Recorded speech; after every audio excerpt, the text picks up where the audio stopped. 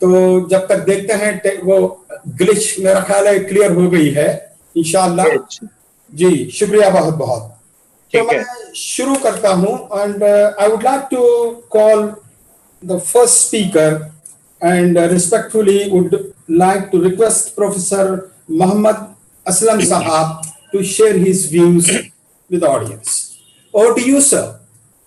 Thank you very much. Am I audible? Yes. Can you hear me? Yes, please. By all means. Yes. Hello. Hello. Assalamu alaikum.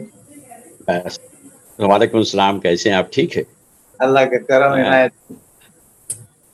जी मुझे बड़ी खुशी है कि today I am grateful to institute of objective studies जिन्होंने मुझे ये मौका दिया कि I can share my thoughts on this very important topic, the national education policy.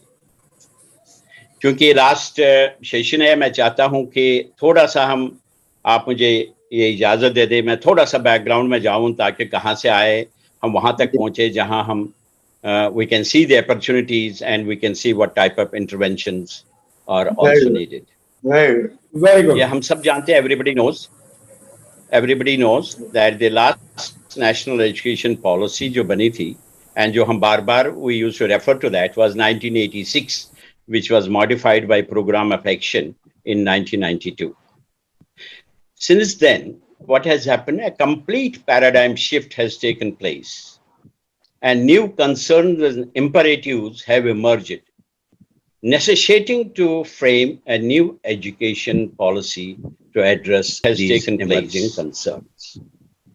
Accordingly, the Government of India constituted a drafting committee on 31st October 2015 under the chairmanship of Shri T.S.R. Subramaniam with NUPA as the administrative secretariat. The committee, according to notification, was to submit its report on 31st December 2015, but ultimately submitted its report in May 2016. Based on this report, a document titled Some Inputs for Draft National Education Policy 2016 was put in the public domain in order to solicit public opinion. After receiving, all of us got engaged in workshops and seminars, consultations. After receiving all the recommendations and suggestions, the MHRD of the Government of India realized it's not an easy task. And on 24th of June 2017, constituted a committee under the chairmanship of Dr. K. Kasturi Rangan for preparation of the draft national education policy. The committee, I don't want to go into the details what happened in between. The committee submit its report on 31st May 2019. Again, the draft national education policy, now not called 216 but 2019, DNEP 2019, was uploaded on the ministry's website, eliciting views, suggestions, comments of the stakeholders, including public. A brief summary of the draft National Education Policy 2019 was also translated into 22 languages, and it was also uploaded on the MHRD site. Accordingly, and according to the Ministry of Human Resource Development, around 2 lakh suggestions on this draft National Education Policy were received by the ministry from various stakeholders. It's a huge thing. I didn't know how they handled it, how they analyzed it, but we were only waiting for the national education policy. I was trying to say that how can a country be run without any national education policy? We neither have the previous one nor the new one.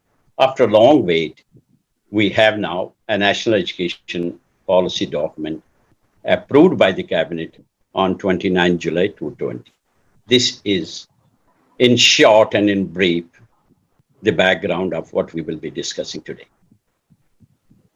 I'm sorry because of my eye problem. I had to undergo a cataract eye surgery, so I was not. I can't justify that I have gone word to word, but certainly I have looked through it as far as I could. Document in its physical shape If somebody asks me, it is very well worded statement. Looks like a very comprehensive one. And it also, in its first glimpses, gives an impression that it provides plenty of opportunities.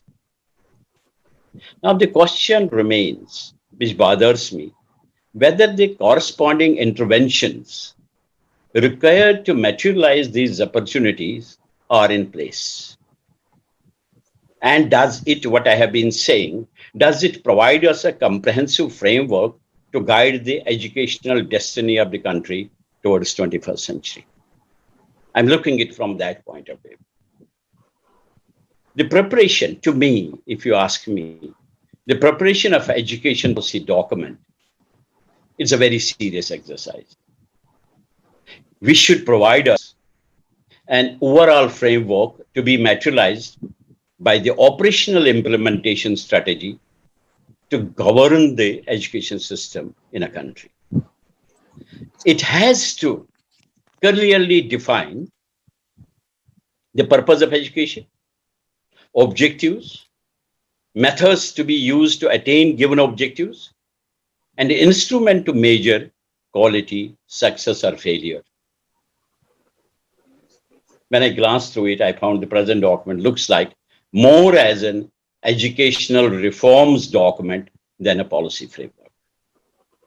And it gave rise to some of the concerns which I felt, which I would like to share with you today.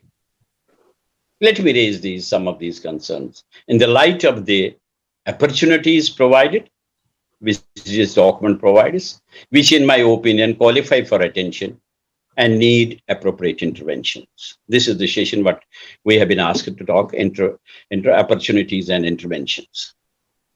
But when I look into these concerns, one of the important goals of national education policy, which is now in our hands, stated to be is universalization of education from preschool to secondary school with 100% gross enrollment ratio in school education by 2030.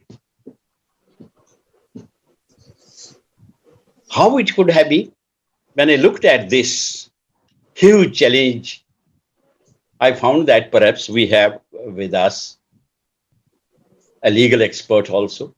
RTA Act could have been perhaps main instrument to achieve this. The policy document, if you see, it admits that a major development since the last policy of 1986-92 has been the right of children to free and compulsory education, Act 2009, which laid down the legal underpinning for achieving the universal elementary education. This is what this present document also admits. But interestingly, the policy document is silent on the extension of RTA Act to cover children up to the age of 18 years. I think Professor Wani will lay more light on this. I leave it to him. Second, it's a huge challenge. I know it is a huge challenge to replace the current 10+2 system with the new 5+3+3+4 curricular structure corresponding to the age groups of 3 to 8, 8-11, 11-14, and 14-18 years respectively. I don't see a clear-cut roadmap to achieve this. It may be a big opportunity, but where are those clear-cut interventions which take us to the logical end in this? Third, the menace of dropout. I have been crying for the last couple of years.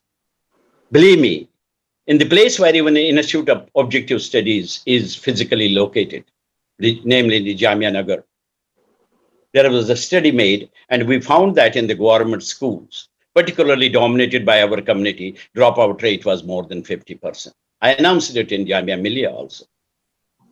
The menace of dropout has been recognized by the policy document. I'm very happy. And the first intervention is what they are suggesting, that how we can overcome this, to provide effective and sufficient infrastructure. Dropout is a big challenge, which has never been seriously addressed.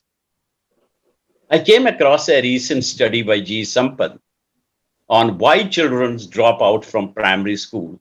It was published in December 2016.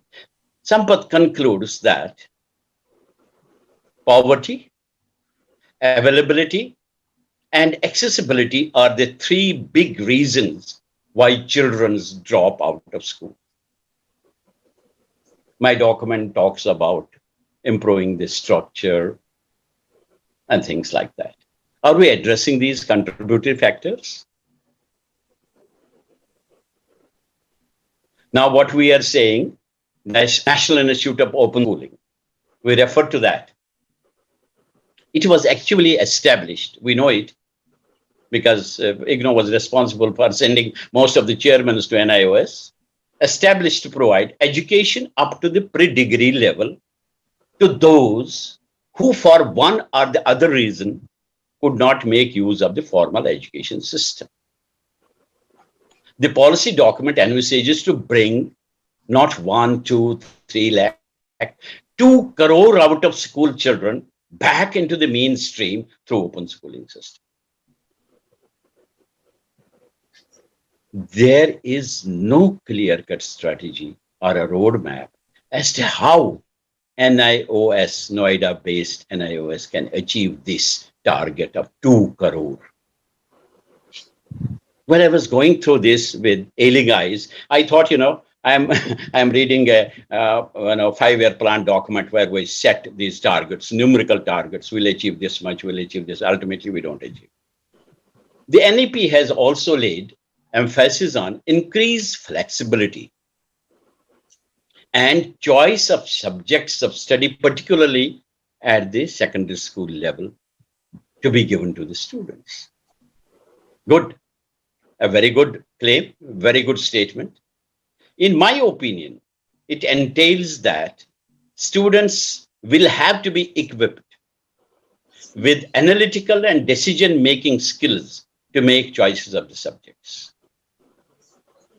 Unless there is no indication whatsoever how these analytical and decision-making skills will be developed or imparted among the students. Without this, I don't think it carries any meaning that they will be perhaps making, in absence of these skills, wrong choices. And we'll have to pay a heavy price for that. I was greatly impressed by educational framework followed by some of the countries considered to be imparting the best of school education in the world. When last Subramaniam committee was there, I was in Singapore. I had the occasion to visit and study their system.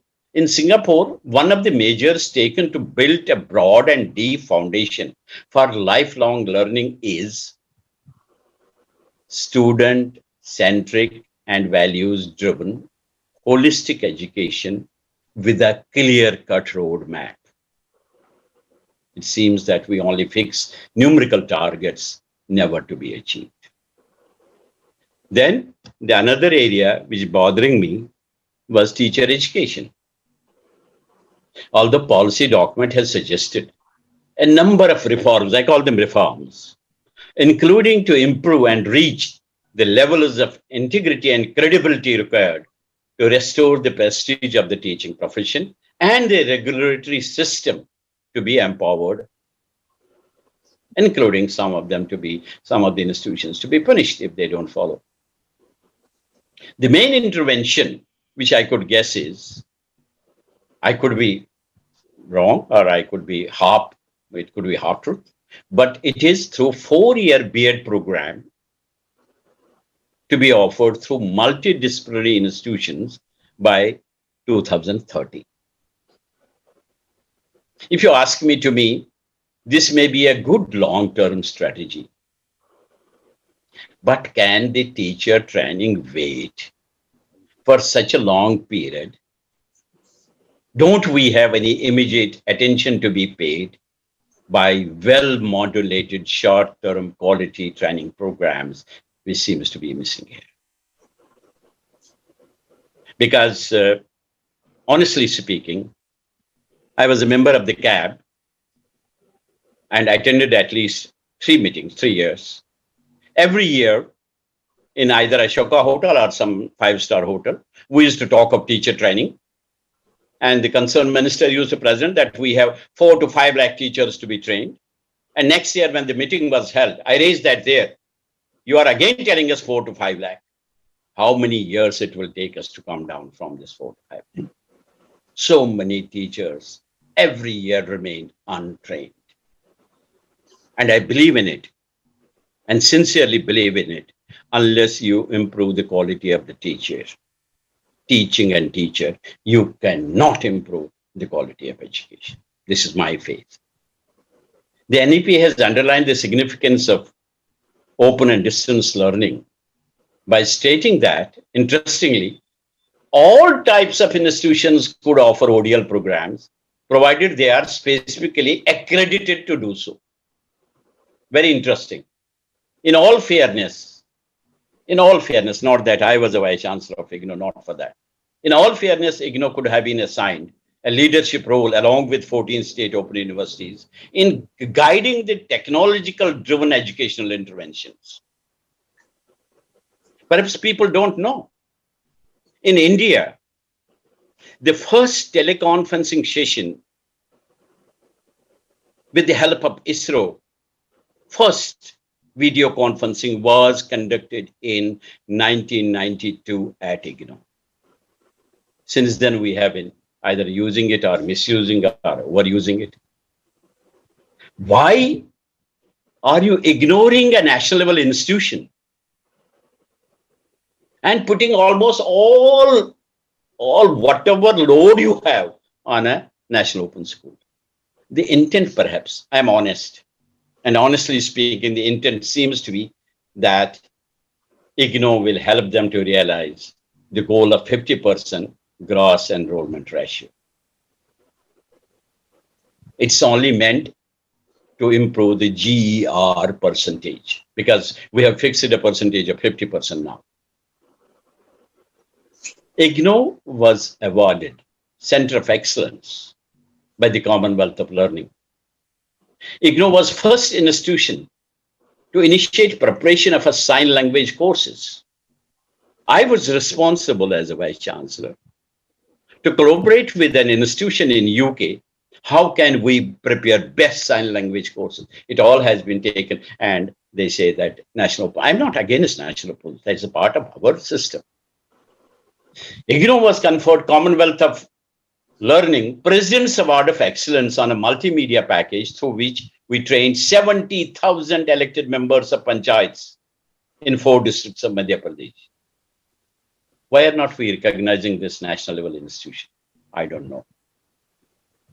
Out of 21.1% GER in higher education, 3.5 million students enrolled in the open and distance institutions, distance learning institutions, that comprise of 12% of the total enrollment of 29.6 million in higher education in the year 2012 and 13. I don't know. Is ODL only meant, as per the document, as an instrument to achieve targeted GER? Forget about it. I think enough about this. Actually, the biggest challenge with the ODL, if they ask me, which has not been addressed, is the issue of perceived notion of its equivalence with the formal system and to accept its role as supplementing and reinforcing formal education system. We have the example of UK Open University before us. Its material, its educational interventions are considered to be one of the best in the world. We are nowhere. Having spent decades in imparting education through distance mode, I was shocked to see that the ODL was ignored from the very beginning. You will not believe that not a single person was representing ODL in the National Committee for National Education Policy. I mean, I fail to understand the reasons for all this. It has the greatest potential to democratize education in general and higher education particularly in the country. When we talk of our minority community and all this, I think this was the best solution to reach every household who for any social inhibitions are not able to send either their girl child or anybody to school. We could have used it in the best way now. I hope it will receive its attention.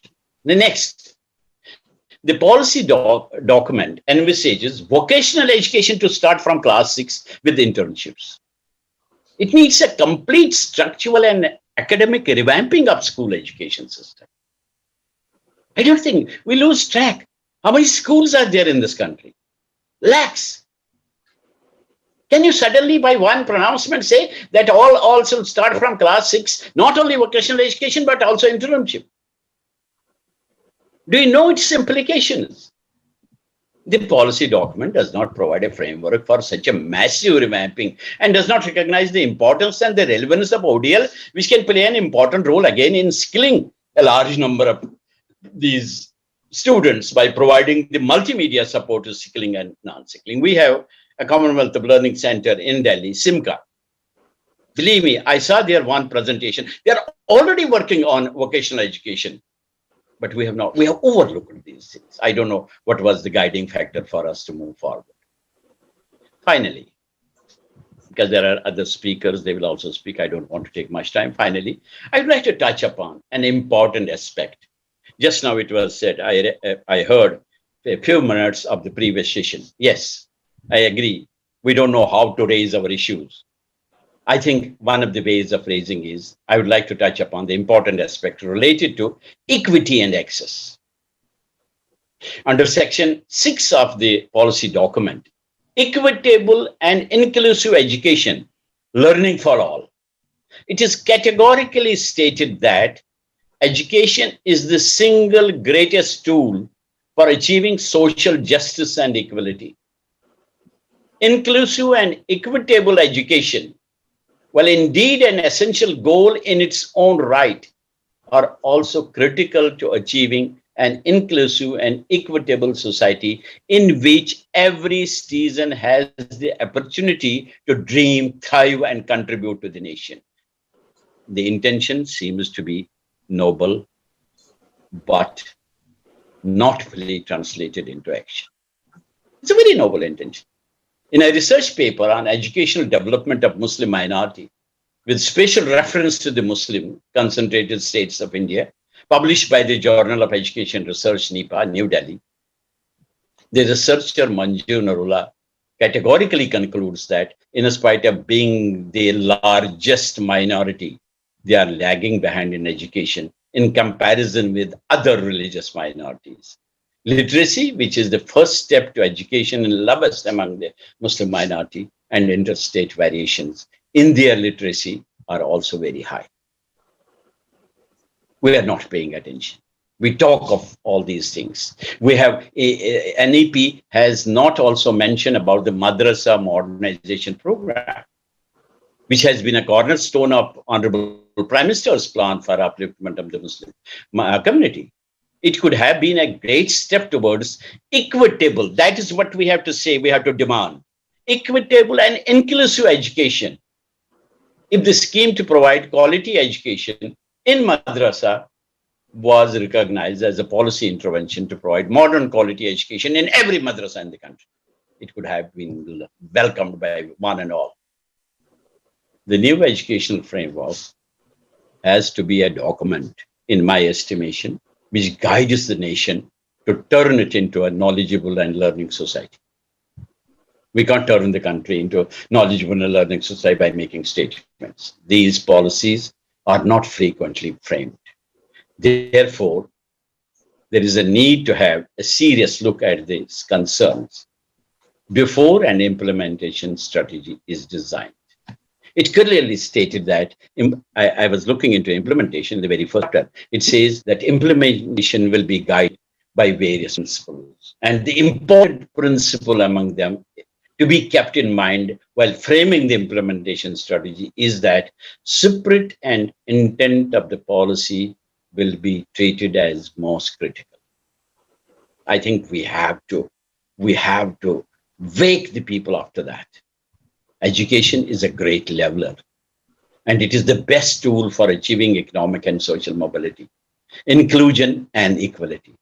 I'm looking forward to see how our earlier MHRD, now Ministry of Education, will ensure that every school is a good school by creating opportunities for all.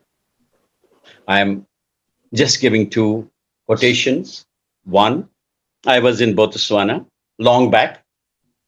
This is one country. When the Vice President visited here, she was speaking at Institute of Social Science. I said, I'm greatly impressed by your country because your literacy rate is 95%. The professor, you are outdated. It is 98% now. You know what they follow? Not a huge document which we have before us. One-liner. Just one-liner policy. And that is, if you want to invest in future, invest in education. They mean it letter and separate. If you see Christian Edio and others in the World Bank bloc considers Finland a miracle of education and states that the Finnish education policy values more quality and less control and competition. Schools, teachers, and local authorities are trusted, and there is a political consensus about the commonly agreed goals of education.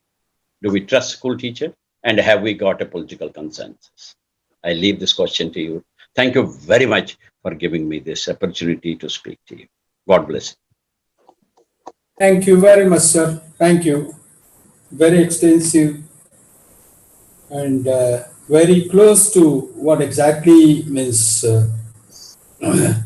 the whole domain of education is concerned.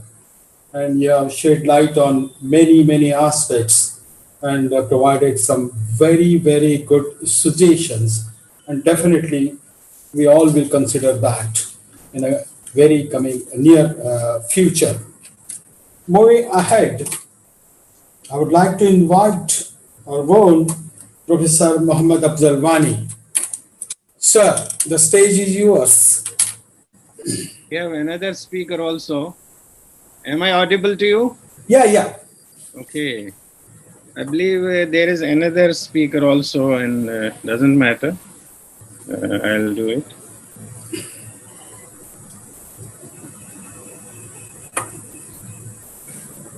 Yeah.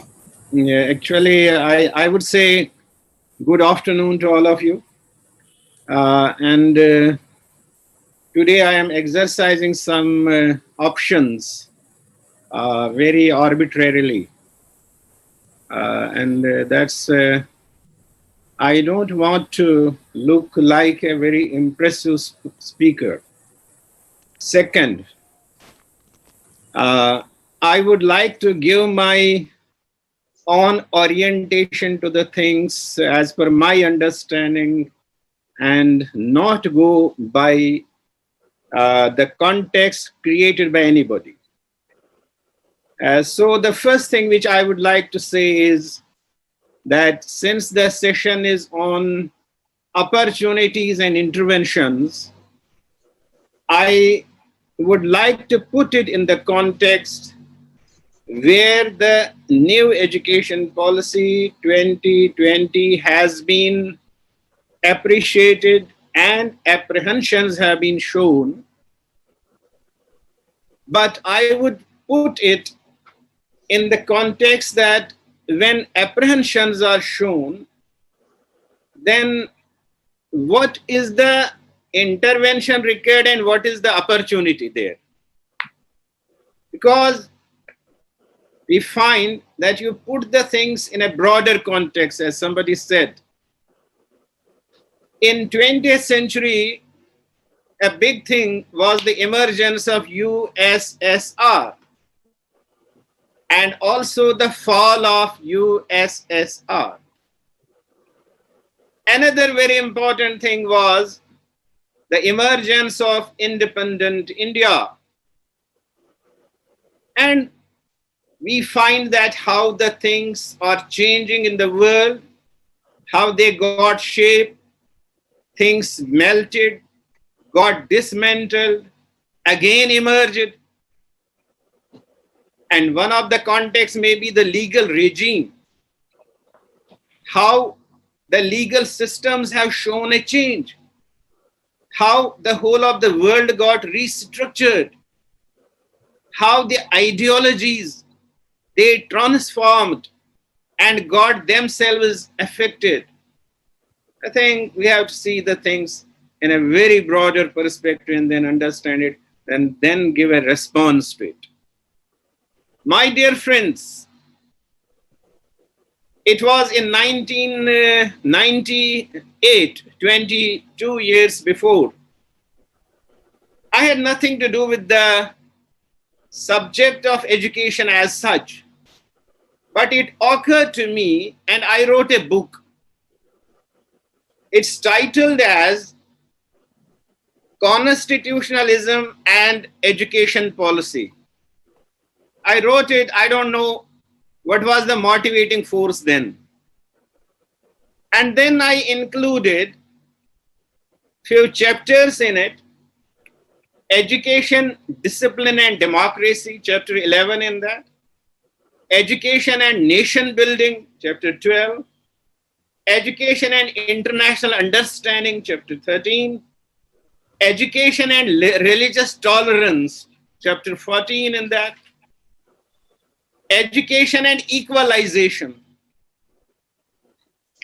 The point is that when I was just a law teacher, but it occurred to me that how the law is shaping the society, shaping the nation, shaping the world. And there I found that law has a very important role to play. And that's why we developed and adopted the Constitution of India as we have it in the form of a document.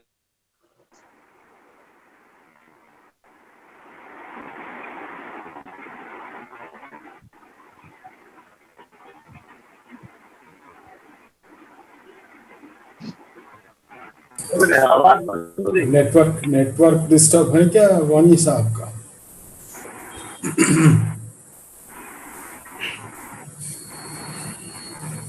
ये वानी साहब शायद connectivity problem हो गया उनका. Work.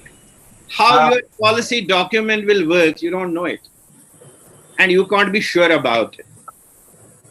And there I would say that as I see the world has changed, especially after 1995, if you will look to the laws of the country, there has been a tremendous change in economic laws of the country. Hundreds of acts have been amended and new things have been brought in, especially in related to corporate world, intellectual property rights, technology law, and then so many, and one of them we find now is coming the education.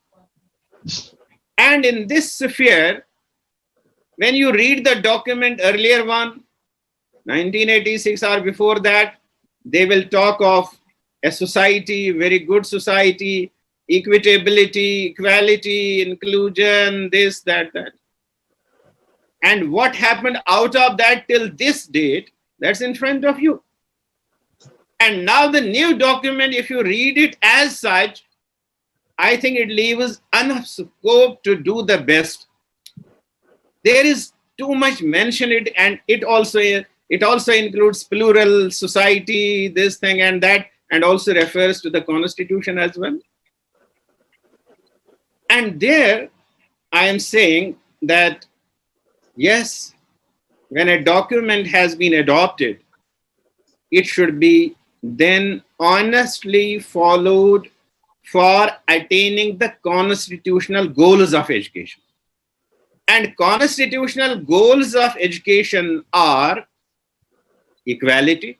That means the intent should be equalization. It is understanding of democracy better, creation of international understanding, values of social justice. Every activity under this document should be oriented to this. because everybody would like to have the best in the country where he is living, where he is residing, with which he has loved, and for which he wants to live and die. He would like to have the best out of it. And that's why the document adopted must be implemented to attain the constitutional goals.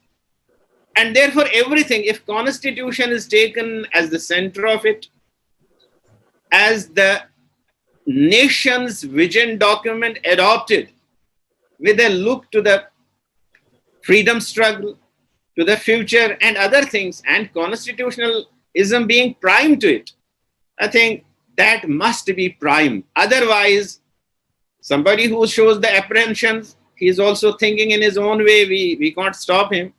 And somebody is looking only the best of the things in it, we can't stop him. But I think the balancing point is that the policy should be implemented to attain the constitutional goals, which are very much clear in fundamental rights, directive principles, and elsewhere, especially in the preamble of the Constitution. I would say the prime value is fraternity. Fraternity means that all are allowed to live with their faith, with their conscience, with their dignity, and also at the same time they have to live together with concern for one another. That's a very important part of it, and I believe that's prime to it.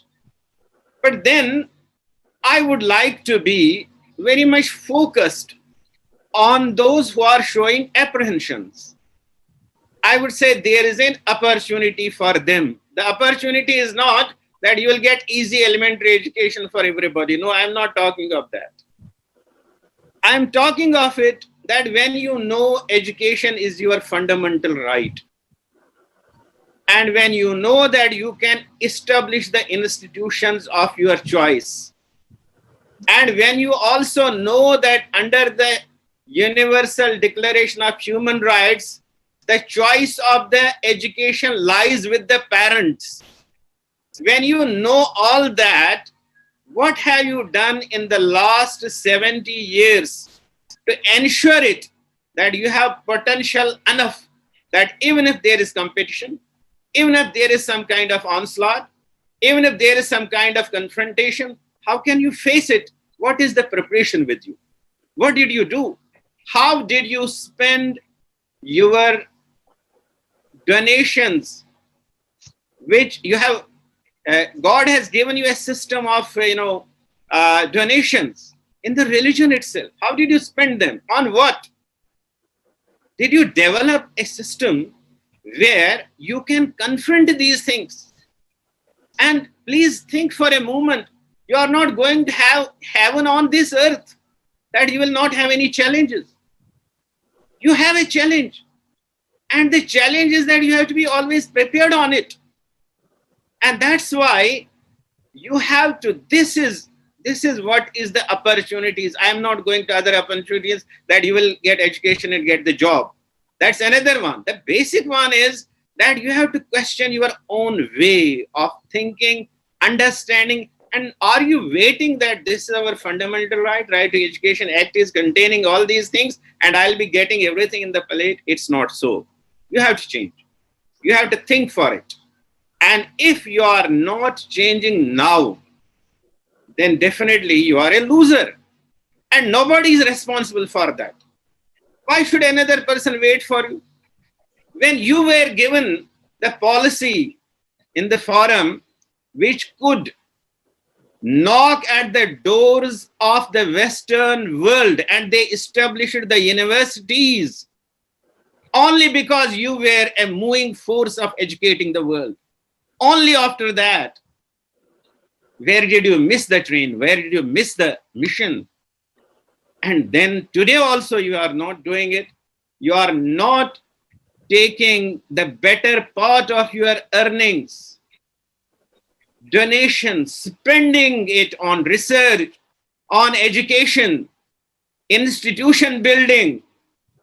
Why don't you do it? That's the opportunity for you. It has been left open.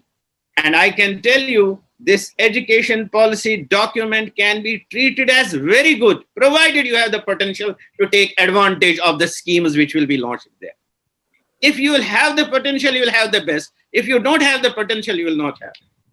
So the question is that what you have to do this time is should not be something only to blame and blame and blame anybody, but it should be that what we are supposed to do, where I stand, what I must do, what law provides for me, but law will not come to my doorstep to deliver it. And then I have to develop my efficiency. I have to develop my capacity, and I have to be responsive to the things, and then I have to cooperate. I'm sorry to say that there is no cooperation at the intellectual level as well among us scholars, all those scholars who are showing the apprehensions about this. Where is the cooperation and where is that programming? And then you have a responsibility for nation building under the constitution, and also a moral obligation under your faiths that you have to contribute to the development of the nation the best. Then are you proactive in initiatives for that? That can be questioned. Probably you would have suggested that new education policy must be adopted because that has become very old or it needs a reorientation. Where is that group of people who are showing apprehension? Why didn't you suggest it? To be very blunt, when you talk too much against privatization, then tell me the realities. I'm not in favor or against whatever, but I have to mention the reality. When I say fall of USSR, this is an indication. This is an economist can understand it, a politician can understand it, a legist can understand it, a psychologist can understand it. That where are you going to and where you can proceed and what you must do in that direction. Why should anybody stop for you? And are you having the understanding enough? Are you sleeping? And then I may say that when I wrote this book in 1998, 22 years before, I never knew that this is too much an important subject. But at the same time, if I did not know it, but nobody also appreciated me also, that he is writing on constitutionalism and education policy. It was only in one of the programs, I was carrying this book with me in India Habitat Center. Mr. Soli Sorabji, Attorney General for India, he just turned the pages and put his finger on the chapter, Education and Religious Tolerance. By putting finger like this, he said, this is very important. This is very important. But I did not find anybody from that day till the time you found the situation, things changing. Nobody is concerned about it. And what research is done by all the people here and there who are showing apprehensions timely. You are singing a very good song since morning, but I would say it is too late to sing it. You have not sung it at the proper time and you are not singing it at right time. When the whole of the world, right from one pole to another pole and one this sphere to another sphere and one ocean to another ocean, one continent to another continent is in a different mood. So even if you are even today sleeping on it and then you are not contributing, you are only confrontational, then I think it's not a right course. The right course is that how you will position yourself in the situation to be a very good nation builder, better than anybody else, in accordance with the values of the Constitution. And then at the global level, you are a better champion of the rights of the people who are deprived and need quality education under the universal instruments. You have to create the stage and dais and forum. You have to create the means for that. And then I would say, yes, you are singing a song which can be now at least oriented to the situation. Otherwise, you keep on singing it. You may sing it for another day also. No, it must be oriented to the realities. And those realities will have to be appreciated. And they have to be understood.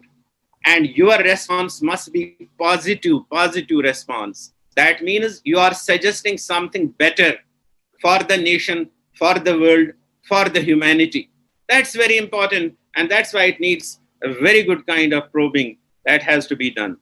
Otherwise, I appreciate everybody was giving the best, and the best I can say. Then I may say a word about this, one thing about Urdu and madrasas, because I am also a Muslim, and I also have a concern, but I would say that please look to it, that what is the hurdle in establishing Urdu medium institutions? Is there any objective study made that what is the hurdle and what will be the benefit? Why can't you establish Urdu medium schools or any institution, maybe higher or lower education, and then look to the possibilities for that within the system which is given? Because if privatization is there, you are also a human being, you can also be an investor. Till the time you turn the tide of privatization, you try to become an investor yourself. Why don't you become a competitor? Why, when it is open for the whole of the world, you are not excluded from that. So why don't you turn very, more vibrant about it and then look to the opportunities? Yes, it can be done. I think that can be a better service than just wailing or then crying and all that. No? And then I think many people will be there. They will send their children to these institutions and they would like to take the benefit of Urdu medium, the best in our understanding. And you have to look to the possibilities, difficulties, how they will be solved, and then don't hesitate to talk to anyone. Please talk to everybody. Don't think anybody is unimportant. Everybody is important. I may give an example and you may turn angry with me. When I found in one of the pleadings before the Supreme Court, somebody was saying, using the word for talaq, triple talaq sin, then I as a humble person was saying, why doesn't he say instead of sin, it means undesirable? And then justice that another judge, the third judge, he would have been on another side if this word was used. But I may say I was not consulted, no. I'm just saying it, it's not for any reason, but I'm just saying it. The question is everybody is important. And then consultation has this purpose and this benefit. And that's why I always say, Washawirum fil amr, when Prophet is asked about it, what are these people who are running these things and then they are not having the proper consultations? And then they are, crying and all that and telling to the common people, now this thing happened, that thing happened. No. So the question is that you have to look to the establishment. You please stop spending money on these marriage ceremonies and other things. And there is a lot of, donation money coming every year. People are, that should be used for these education purposes. And you'll find and then this private sector is developing, corporate sector, they find more efficient people because they don't need even a formal qualification also. That way, you have to look to all these things that way, from that point of view. And dear friends, I may say, as regards the language, I was happy that that another that young Maulana, I'm forgetting, probably Mauli Abedin. I had this thing in mind for years together, that why people in this country, especially Muslim, they don't try for developing Arabic language. It should become our home language, no? Because how can you understand the Quran? How can you understand the Hadith? And how can you, those who mislead you by translations, how can you have them out? How can you have a direct access to faith? I will tell you, if you read the Quran directly, this is all what is given in international instruments. What is given in trade law, international trade law, basic norms are given in the Quran. What is given in diplomatic relations, basics are given in this. What is given about gender justice, that is given there. So I don't know for the last, if you are really, I don't know if you were ruling or you were enjoying for this 800 years, you did not look to it. How can you be so without, having access to the primary document? When we say Constitution of India must be translated into all languages so that people know it, understand it. Then here, after 1400 years, it's not that translation, you have to get to it. And you will open your opportunities for the whole of the world. As this Institute of Objective Studies, we are doing very good efforts to have good relations of India with all other countries, as it is given in this fundamental duties, as well as it is given in Directive Principles, Article 51. It's given there that there should be international understanding, and IOS is doing a good work about developing international understanding. And that international understanding has to be developed. I believe that why Arabic language is not becoming your own home language, and you are having access to a very wise document of peace, the Quran, the document of peace, the document of guidance, the document of education, the document of fair trade, the document of fair governance, the document of religious tolerance. You are not having to access, and you are not doing any efforts for this promoting. And I think all these madrasas, teachers and other things, they should leave apprehensions aside. They should today start without any differences among us themselves they are having. They must be having one madrasa, another madrasa and all that. They should throw that, and they should come out that yes, everybody must know, and he must be able to read the Quran. And I will tell you, I would say, I have not heard from any of the Maulanas, or any of the scholars in this country, I have never heard that Quran is the first of the documents with beginners, with the appreciation of the revelations before and after. And that's a basic point which has to be propagated, which has to be told, that it says all what has been revealed upon you and what has been revealed before you, have to believe it. And then it is with this that the Quran is starting. The first few verses of the Surah Baqarah, please read them. It's an appreciation that you have to appreciate the knowledge revealed earlier and the knowledge revealed upon the Prophet Muhammad, and that's, continuing. I believe that the access they must work if they want to have some kind of perfection in their faith. Whoever knows it, this should be the agenda. It's not that you have to wait for it, that somebody will put it, in a document, then you will read it, and then they will spend money on it. All that, no. You have been told to do this thing, and you have to do it, and you have to live for it. And that's how you have to, if you want to serve any other language, serve it. And here I may add that it is natural. It can't be a surprise. It is natural that somebody would say there should be promotion of Sanskrit language. It's natural outcome of the things, because anybody is having that kind of psyche.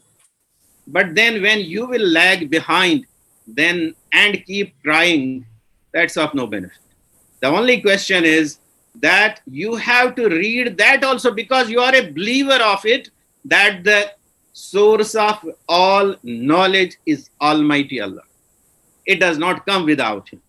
And then you must know all other languages, possibly, and then find that what is there that is good, that is true, that is right.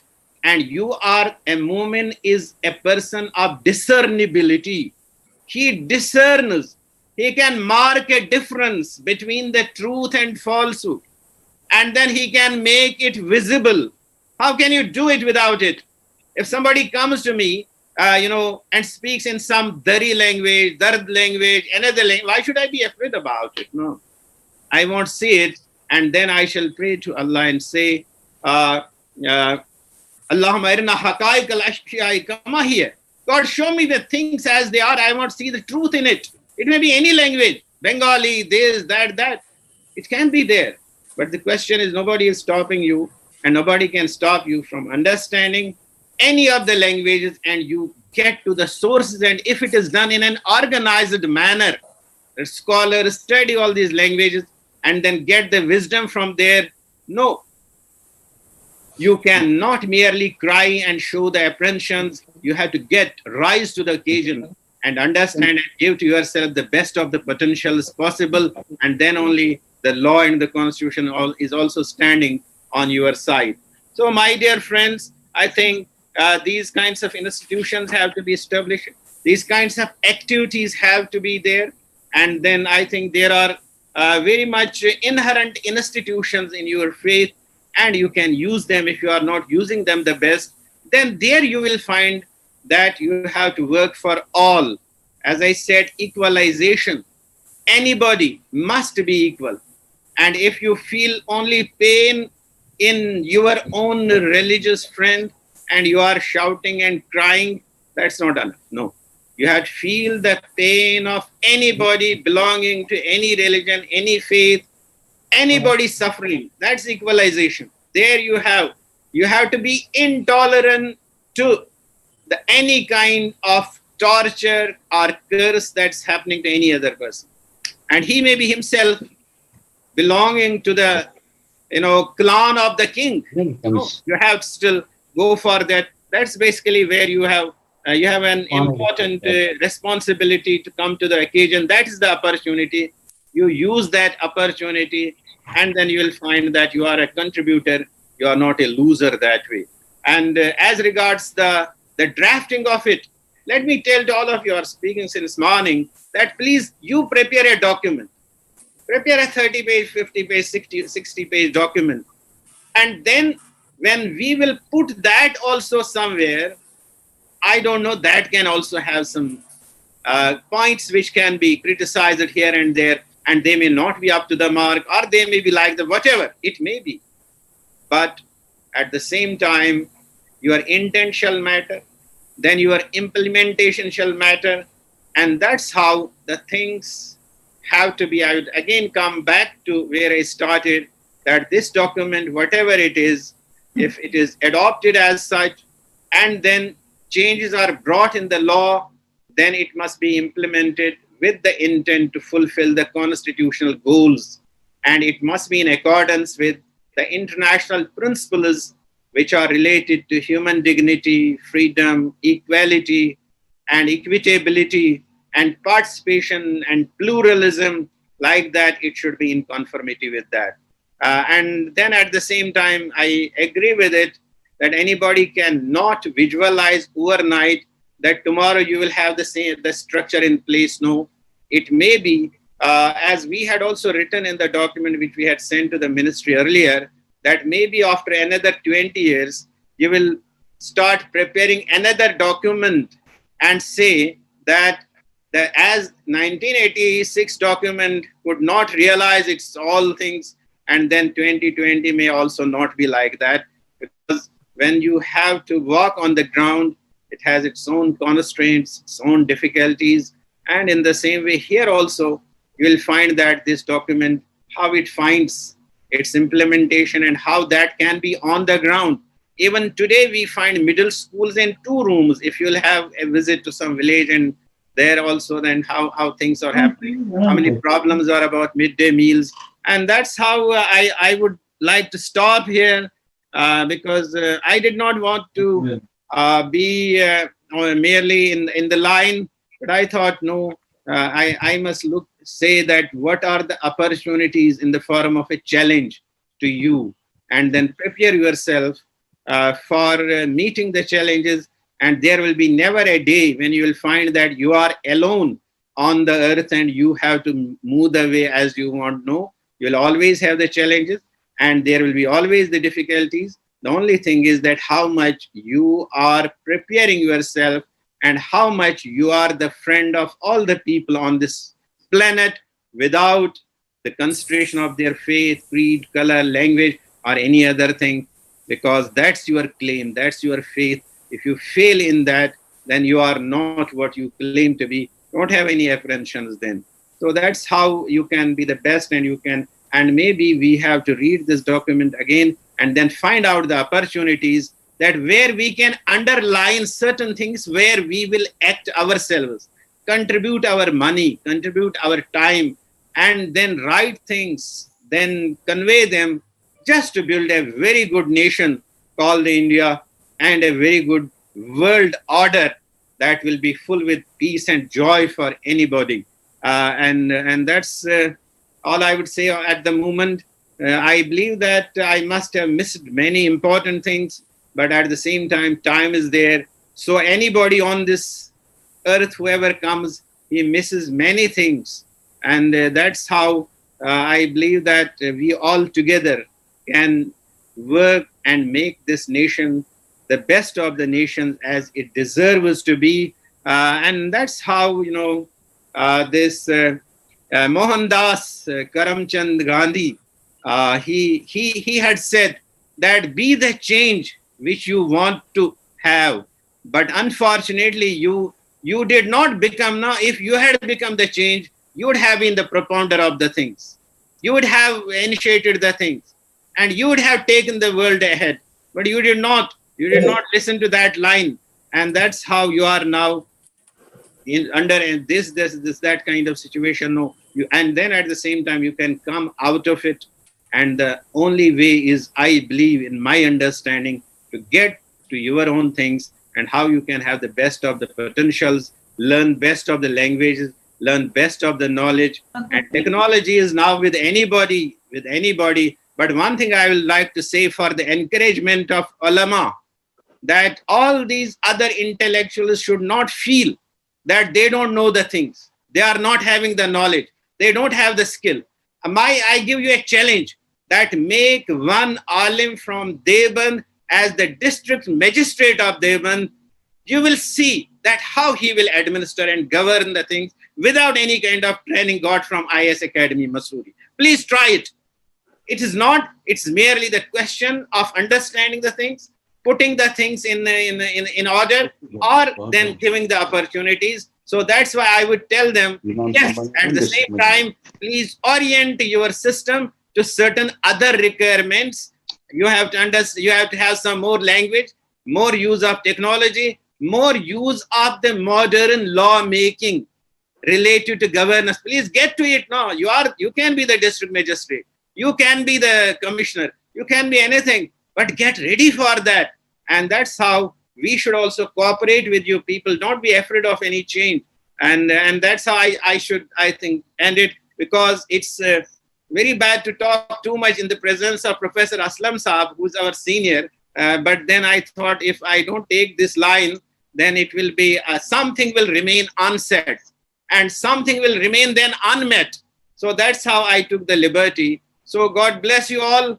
And with that, I would like to stop, but I'm ready for questions. I don't know if I can answer them, but I shall definitely respond with reason and logic.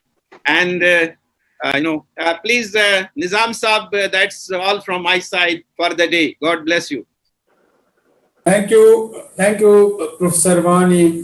That was very lively as usual, flowing and a flow, and you keep on feeling the flow. Thank you very much. And I'm just looking for any questions here. Yes, I will read it for Professor Wani. Very operational suggestions by Professor Wani. No point having a post-mortem unless we can suggest something big. Well said. Also, very important to see our language of discourse. He says to counter the sugar-coated NEP language with similar palatable language. That is what the comments for you. Any other questions? If the audience want to, I'm just scanning it. There are no more questions here. I'm sorry. Right. So I would say that please don't be afraid of all these sugar coated and all that. You think that everything is coming with poison, no? Yeah. Because Iblis is there, and you must always think it is coming there, and you have to develop that immunity now, and you have to be more proactive that way. And if you look to that Alexander's, that may be legendary or that was a reality, when he was poisoned, he did not die because his mother was already giving him some poison, and then he had developed the immunity for that. And you have to every day, when I said, Allahumma irna haqaika kama hiya, God show me the things, his prophet would say, God show me the things as they are. You can find, anything in sugar and anything out of sugar, that will be there. And you can find, you have to devise the way where poison is your friend, where poison is becoming your medicine, where poison is helping you, and where, the adverse move is an opportunity for you, and don't get discouraged by it. Whenever there is an adverse situation, say this is an opportunity. ये तो चलती है तुझे और ऊंचा उड़ाने के लिए. So जैसे don't be about this thing. This is sugar coated, all that. No, you see to it what you have to do, what you have to do. And फिर इसमें जो है कि यहाँ तो मंजिल है कदम कदम पे. If you are taking a step, that's what is expected of you, and then see the things, and then we'll see. नहीं तो if you are only under the apprehension and sleeping, this can't be the opinion of a wise man. No, it's not. These are now the old stories, sugar coated, conspiracy, all that. This has to be there. This has been there. It will be there. But how are you positioned? That's very important. If you are not positioned well, then then you are nowhere. So that's how you have to take the things. Thank you. From my side, Nizam Saab. Ji, thank you very much. Thank you. But I would like to appreciate that our this Dr. Manzoor Alam Saab, he is a very wise person, and long back when Institute of Objective Studies was established, the purpose was to have the objective study. No, this is not to favor a Muslim, a Hindu, or Christian. Then you get defeated. And that's not the thing. Then you are below the human line now. You are above, at the human line. There you have to think of the benefit of everybody. You have to be different. And that's how you have to carry on the things. And here I may add one more thing. I generally say that when a politician from this group is giving some response, his purpose is only that his voters know that I said something. And then when an activist is saying something, he only knows that my funding people must know that yes, I did something. And then when an intellectual or political professors, as I say, when they say something, they only know, okay, yes, there is some more stepping stone to go higher and all that. No, our response must be in accordance with the law of the land, constitutional values, constitutionalism, and then for the betterment of everybody on this earth. And now under the new environmental regime, we have to be careful of even a worm, even an earthworm, even some bacteria living on this planet earth, because they also contribute. We have to be very great environmentalists. I think nobody talked about that. Please project yourself as, have Arabic knowledge, read Quran, and then tell to the world what is the environmental policy. Tell to anybody, why are you going away from Paris deal? Why? You should have that kind of, you are apprehensive about small things. No, you are the world leader. You come out and show to the world that how they can rise, and that's your education policy. I'm sorry I'm taking sometimes more time. No problem. You are most welcome, Right. Professor Wani. But yes, as you said that our chairman is there, Okay. looking at us, listening to us since long. I would like to request our chairman if he can have few words with us, share a few words with us. Yes, Dr. Manzoor Alam, over to you. Good afternoon. Assalamu alaikum wa rahmatullah. Walaikum assalam wa rahmatullahi wa barakatuh. I will not take more than 5 minutes because most of the things I was listening as a student from the morning till this time, and the last speech I have listened from the Wani, who is Afzal, mashallah. So Wani was very, very important for everyone. That reminds me, in 1993, we were having one program. The title was The Pressing Issues Before the Nation. And that conference was participated by Justice Deshmukh and was also he was the chairperson of that program. And also A.R. Malkani participated in that program. I'm not going into the details of that program, but I'm citing one of the very important points, events which took place over there. I asked one question on the table to Mr. Dr. Malkani. The question was, normally there are many confusing statements that are coming from the leaders of the BJP at that time and including RSS. So why so? He had given the answer to me. As a Muslim, I am praying to Allah that his statement. He said, yes, we know how to keep confusion among the public. We are doing according to our plan. That's part of our strategy. In the whole program, many points have come and many confusion. हाँ audio ठीक नहीं है doctor साहब जरा करीब आ जाइए आप hello आपकी आवाज क्लियर नहीं थी जी आवाज नहीं आ रही है क्लियर हेलो थोड़ा आगे हो जाइए पूरा कंप्यूटर के करीब हो जाइए आप डॉक्टर साहब इसके आगे तो टेबल ही है नहीं अब ठीक है आवाज अभी आई है सही अब ठीक है ठीक है तो मैं ये कह रहा था ठीक है कि वो उस प्रोग्राम में मलकानी साहब भी थे और उनसे मैंने जब सवाल ये किया कि आपके बहुत सारे कंफ्यूजिंग एंड कंट्राडिक्टरी स्टेटमेंट आते हैं आप लोगों के तो उन्होंने बहुत ही साफ लफ्जों में कहा we are not confused at all. We are doing according to our program, but we would like to keep people confused.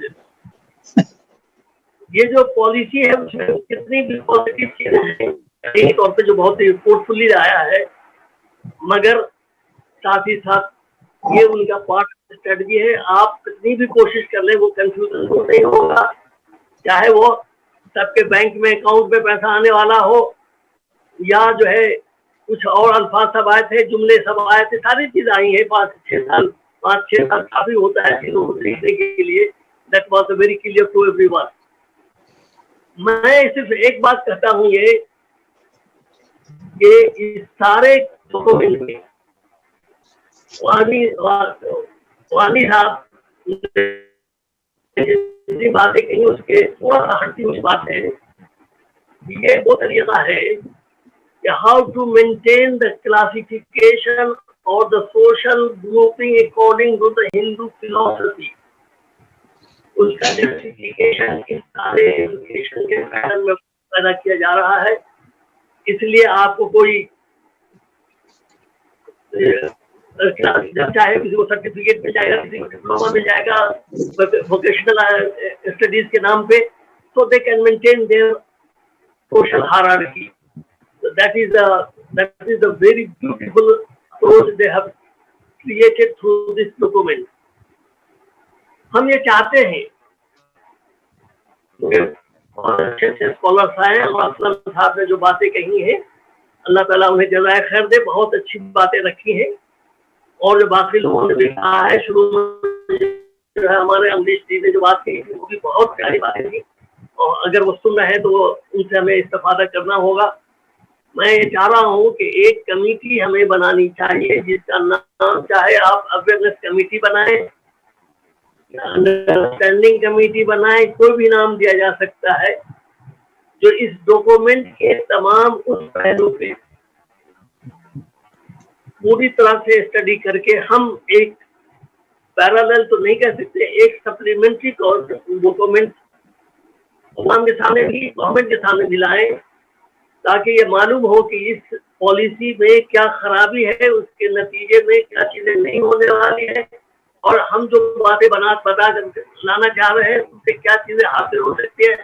How we can build the nation, how we can develop the nation, how we can make society, اس میں بھائی چارگی کیسے ہو سکتی ہے. ساری چیزوں کو سامنے رکھتے ہوئے کانسٹیٹیوشنل ویلیوز کو برقرار رکھتے ہوئے ایک کمیٹی تشکیل دینی چاہیے جس میں ماہرین بھی ہوں اور فیلڈ ایکٹیوسٹ بھی ہوں, تاکہ ان کے وہ تجربات کو آگے بڑھایا جا سکے. اور دوسرا پہلو یہ ہے کہ یہ پروگرام ہم کوشش کر رہے ہیں کہ ہر ریجن میں ریجن وائز جو وہاں کے جو سوشل پرابلم ہے, وہاں کے جو ایجوکیشنل پرابلم ہے, اور اس کے نتیجے میں جو کچھ ان کے انڈرسٹینڈنگ ہے that will be studied properly in the field as well as other ways. تو اس کو بھی ساتھ رکھا جائے. آخری بات جو خاص طور سے یہ کہنا ہے, دیکھیے نہیں لینگویج کی ہمیں تو مت مینیمائز کیجیے, ورنہ جب اسرائیل ڈسلوج ہوا تھا, اس کو ہمیشہ رکھے اپنے ذہنوں میں, عہدے کو آرگنائز ہونے کے لیے کوشش کی, دو اسٹیپ سائملٹینیسلی لیا, وہ تھا لینگویج اینڈ ہسٹری. قوم کو ختم کرنا ہو, اس قوم کی لینگویج اور اس کی ہسٹری کو ختم کر دیجیے, وہ کہیں کا نہیں رہے گا. اور اگر اس قوم کو زندہ رکھنا ہے تو یہ دونوں چیزیں کو زندہ رکھنا ضروری ہے, چاہے وہ کمی لوگ بولنے والے ہوں یا کبھی بہت کم لوگ بول رہے تھے. اب وہ دیکھیے کہاں تک پہنچا ہے, کس طرح سے ڈیولپ کیا جائے.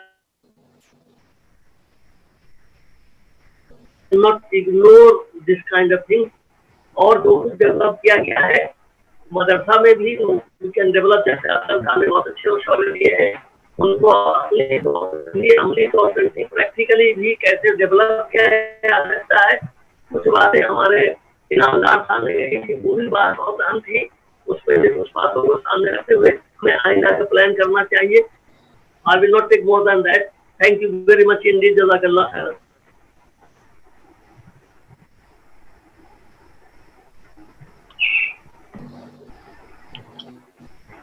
میری بات ہو گئی, شاید پوری ہو گئی, سن لیا, آواز پہنچ رہی ہے, آواز پہنچ رہی ہے. ہاں نظام الدین صاحب, ہاں اب کنکلوڈ کر لیجئے نظام الدین صاحب.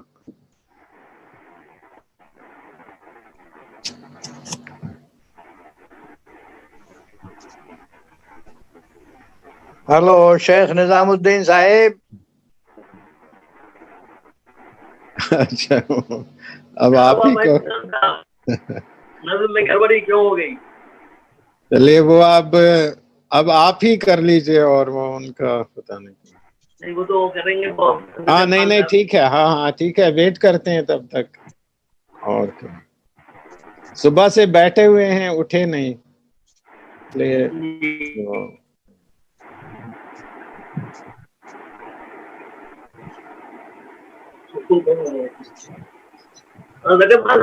آپ شروع کر دیجیے نا.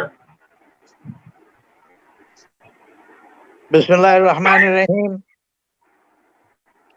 جی سب سے پہلے تو میں جتنے اسپیکرز ہیں اور جتنے پارٹیسپینٹس ہیں, جن لوگوں نے بھی جس شکل میں بھی اس پروگرام میں پارٹیسپیٹ کیا ہے, میں ان کو جزائے خیر کے لیے دعا کرتا ہوں. اللہ رب العزت ان کی اس کوشش کو قبول فرمائے. اور میں مبارکباد پیش کرنا چاہتا ہوں as an audience to Institute of Objective Studies के इंस्टीट्यूट ने एक बहुत अहम मसले पर अपनी काविशों की नुमाइश की है और ये कदम उठाया है, और मुझे यकीन है कि इस पूरी मुहिम को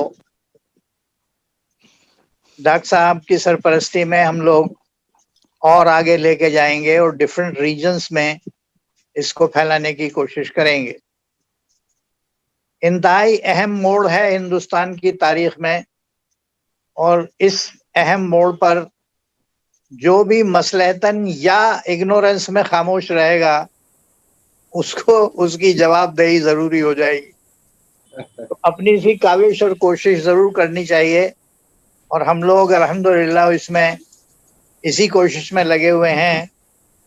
जितने लोग पार्टिसिपेट कर रहे हैं उन सब का बहुत शुक्रिया, और आइंदा के लिए ये इनविटेशन कि जब कभी भी हम लोग इस सिलसिले में या इसके अलावा कोई ऐसी कोशिश करेंगे जिसमें मुल्क और मिल्लत की तरक्की के मसाइल पर गुफ्तगू होना होगी, तो उसमें वो हमारा हमेशा की तरह साथ देंगे। तो इंशाअल्लाह हम अपनी काविशों को और कोशिशों को जारी रखेंगे। मैं बहुत खुसूसी तौर पर शेख निज़ामुद्दीन साहब का शुक्रिया अदा करना चाहता हूँ कि उन्होंने इंतहाई तहम्मुल और मेहनत से इस पूरे दिन के सेशंस को कंडक्ट किया। अल्लाह उनको जज़ाए खैर अता फरमाए और उनको सेहत अता फरमाए। तो इन अल्फाज के साथ मैं और लोगों का भी शुक्रिया अदा कर दूं खान साहब, बहुत सारे लोग हम तो वेट कर रहे थे आपका। जी जी जी जी जी वाकई में ये है कि एक बहुत बड़ा आज कंट्रीब्यूशन रहा। तमाम स्पीकर मिस्टर अम्बरीश राय, प्रोफेसर मोहम्मद इश्तियाक, प्रोफेसर शोएब अब्दुल्ला साहब, प्रोफेसर अनीता रामपाल, प्रोफेसर परवीन पंडिता साहिबा, पी.ए. नामदार साहब, भाषा सिंह साहिबा, मौलाना उमर आबिदीन और दीगर जो हाजरीन हैं, सबका बहुत बहुत शुक्रिया। और ख़ास तौर पर हमारा आमना सामना मीडिया नेटवर्क जिसने यूट्यूब पर लाइव किया है ये पूरे प्रोग्राम को दिन भर के, उनका मैं ख़ास तौर पर शुक्रिया अदा करना चाहूँगा। और इंस्टीट्यूट ऑफ ऑब्जेक्टिव स्टडीज़ की टेक्निकल टीम और उनका मैनेजमेंट, इनका भी शुक्रिया कि उनका कोऑपरेशन दिन भर रहा। और आप सब बुजुर्गों का मैं शुक्रिया अदा करता हूँ। इंशाअल्लाह फिर मुलाकात होगी। अल्लाह हाफ़िज़। अल्लाह हाफ़िज़।